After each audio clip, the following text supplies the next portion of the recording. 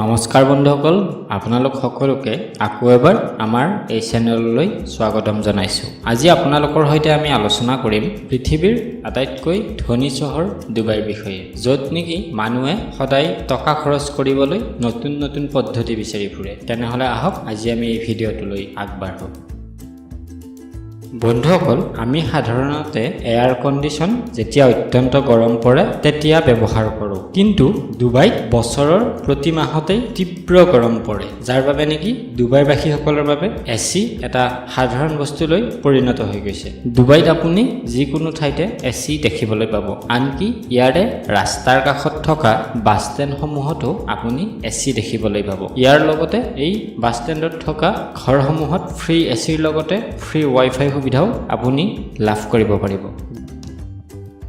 এই পৃথিৱীত যেতিয়া ঘোঁৰা, কুকুৰ বা অন্য যিকোনো জন্তুৰে দৌৰা প্ৰতিযোগিতা পতা হয় বা ৰেচ পতা হয়, ঠিক সেই সময়তে ডুবাইত উটবিলাকৰ পিঠিত এটা বিশেষ ধৰণৰ ৰবট বান্ধি দিয়ে আৰু দৌৰ প্ৰতিযোগিতা অনুষ্ঠিত কৰে। যদি আপোনাৰ বিশ্বাস হোৱা নাই তেনেহ'লে আপুনি নিজেই চাই লওক। উট সাধাৰণতে অতি তেজিত জন্তু, যাৰ বাবে নেকি ইয়াত উঠি খেল খেলাটো বা দৌৰাটো সাধাৰণ কথা নহয়। সেয়েহে ডুবাইবাসীয়ে এক বিশেষ ধৰণৰ ৰবট এই উটটোৰ পিঠিত বান্ধি দি এই উটটো দৌৰাই থাকে। এই উটবিলাকৰ পিঠিত এটা ৰিমট কণ্ট্ৰল ৰবট বান্ধি দিয়া হয়, যিটো ৰবট নেকি এই উটৰ মালিকসমূহে কণ্ট্ৰল কৰিব পাৰে আৰু এই উট দৌৰ খেলত ভাগ ল'ব পাৰে। বাহিৰা দেশসমূহত ভেণ্ডিং মেচিনৰ দ্বাৰা যি সময়ত মানুহে ক'ল্ড ড্ৰিংকছ, চকলেট আদি ক্ৰয় কৰে, ঠিক সেই সময়তে এই ভেণ্ডিং মেচিনবিলাকৰ দ্বাৰা ডুবাইত আপুনি যিমান টকাৰ কিনিব বিচাৰে সিমান টকাৰ ফোন কিনিব পাৰে। বন্ধুসকল, পৃথিৱীৰ ভিতৰত হয়তো আটাইতকৈ ওখ টেনিছ ফিল্ডখন ডুবাইতে আছে। এই টেনিছ ফিল্ডখন 7 ষ্টাৰ হোটেল বুৰ্জ আল আৰব হোটেলৰ হেলিপেডত অৱস্থিত হৈ আছে আৰু এই ফিল্ডখনৰ উচ্চতা হৈছে প্ৰায় 331 মিটাৰ। এই হেলিপেডখন অকল টেনিছ খেলাৰ বাবেই নহয়, ইয়াতে গল্ফ বা ফৰ্মুলা 1 ৰেচিং কাৰৰ বাবেও ইয়াক ব্যৱহাৰ কৰিব পাৰি। আপোনালোকে আমাৰ দেশতেই হওক বা কিছুমান দেশতেই হওক, ল'ৰা ছোৱালীবিলাকে হাতত হাত ধৰা ধৰিকৈ আপুনি ফুৰি থকা দেখিছে, কিন্তু আপুনি ডুবাইত যদি যায় তেতিয়াহ'লে এনেকুৱা কাৰ্য কেতিয়াও কৰিব নোৱাৰিব। কাৰণ ডুবাইত সাৰ্বজনিক জাগাত আপুনি আপোনাৰ ফিলিংছসমূহ কেতিয়াও দেখাব নোৱাৰে, আৰু যদি আপুনি তাত এই আইন ভংগ কৰে তেতিয়াহ'লে আপোনাৰ জেল পৰ্যন্তও হ'ব পাৰে। বৰ্তমান সময়ত ডুবাই মহিলাসকলক বহুতো অধিকাৰ প্ৰদান কৰা হৈছে। যদি ইয়াৰে মহিলাসকলক কিছুমানে অশালীন ব্যৱহাৰ কৰে তেতিয়াহ'লে তেওঁক মৃত্যুৰ নিচিনা শাস্তিও বিহিব পাৰে।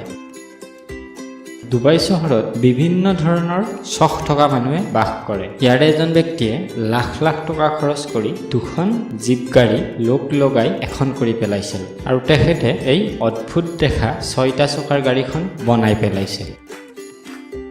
ডাঙৰ চহৰত থকা ব্যক্তিসকলে নিশ্চয় সদায় ট্ৰেফিক জামৰ সন্মুখীন হয়, কাৰণ আজিৰ দিনত ট্ৰেফিক জাম হোৱাটো এটা সাধাৰণ কথা হৈ পৰিছে। কিন্তু আপুনি যদি কেতিয়াবা ডুবাইৰ ট্ৰেফিক জামত বন্ধ হৈ পৰে তেতিয়া আপুনি ইয়াৰে ব্যৱস্থা কেনেকুৱা নিজেই বুজি পাব।